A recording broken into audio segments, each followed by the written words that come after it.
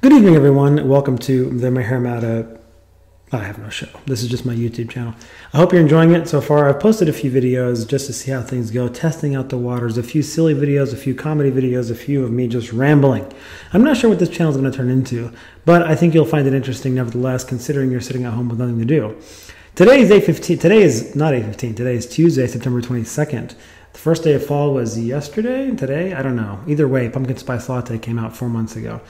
It is 8:16 p.m. here on the eastern side of these United States, and it's a pleasure to be here tonight. And I wanted to tell you a few stories, a few jokes. Perhaps it'll brighten your day. Perhaps not. I don't know. But it might. I mean, this is a very bizarre time. Everyone's stuck at home, stuck in COVID, stuck in quarantine. The cool stuff. Everything cool in life is closed. No one's traveling. I go to the grocery store 46 times a week, CVS 14 times a week. My entire life has become CVS, Target, and the grocery store. It's very depressing.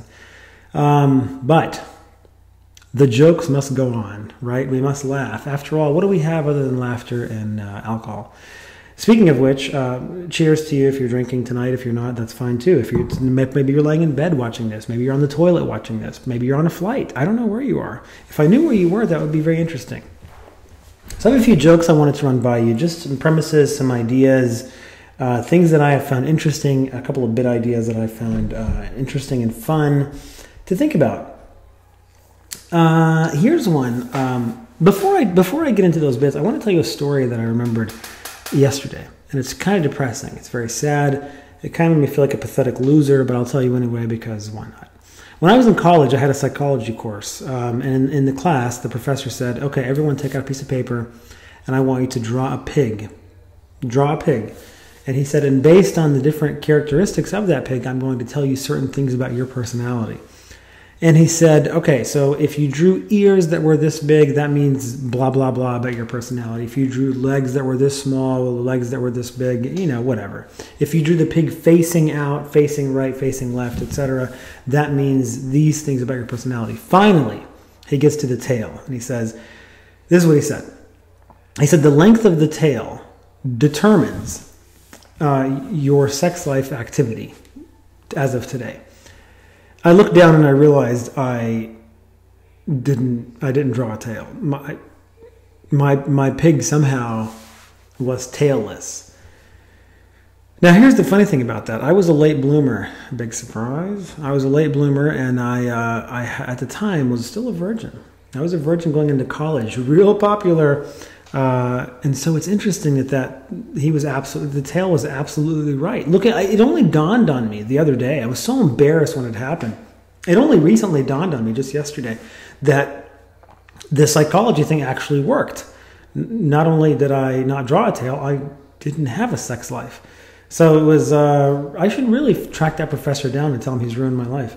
Now, a couple of other bits I want to run by you. Every time I see... Have you ever gone to the bathroom? By the way, I don't use the bathroom in public. I try to avoid it at all costs. Number one, I think public toilets are disgusting. Number two, I really need a lot more privacy than the average Joe, the average Maher. I don't know why. It's just the way I am. Have you ever gone to the bathroom? No, public airports, you really have no choice. You got to go to the bathroom.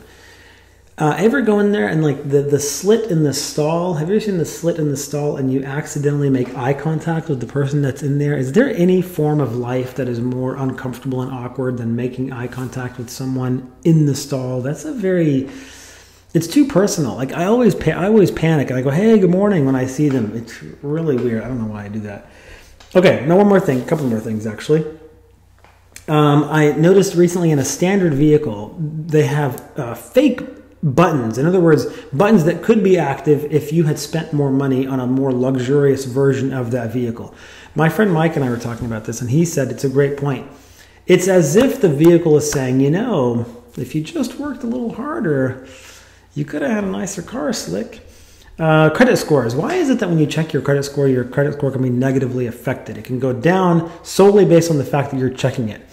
That's like gaining a couple of pounds just because you weighed yourself. Like your own sheer curiosity of your weight makes you gain 2 more pounds. It's really not fair. Why should we be punished just for being curious about our credit score? And they hold our credit scores as these stupid companies, Equifax and all this. They hold it like so close, and you got to pay these fees to know how you're doing financially. It really pisses me off. And then not only that, but again, if you look at it, how dare you look at your credit score? I can't believe you're curious about your credit score. As a matter of fact, we're going to tag on 2 more points, it would go down 2 points because you're an idiot who looked at your credit score. Get out of here.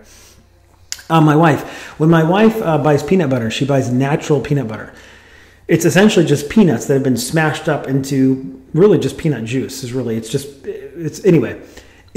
discovered it's not terrible. It's not that bad. Like if I wanted it tomorrow morning, it's not bad as long as you start mixing it in 1976. I bought a paint mixer just so I could have some peanut butter. It's like shaking it violently every morning. Okay, this one is a little bit lengthy, but I'll do it in 1 minute. I'll try to do it in 1 minute. Have you ever noticed that, this isn't something you've noticed, but biology doesn't know, there's this whole idea that people don't know what women want. That's always a punchline in a lot of jokes, a lot of sitcoms, especially in the 90s, movies in the 90s, men don't know what women want. And I got to thinking about it, I was like, it's actually kind of true. Not only is it true, but even biology doesn't know what women want. That's the fact. Let me prove it to you. Because did you know every single time, and I'm sorry if this is kind of gross, every single time a man ejaculates, he kicks out something like 115 million sperm cells. That might be on the low end. It might even be higher than that. Let's call it 100 million sperm. Let's call it 75 million sperm cells or 50 million sperm cells, whatever it is.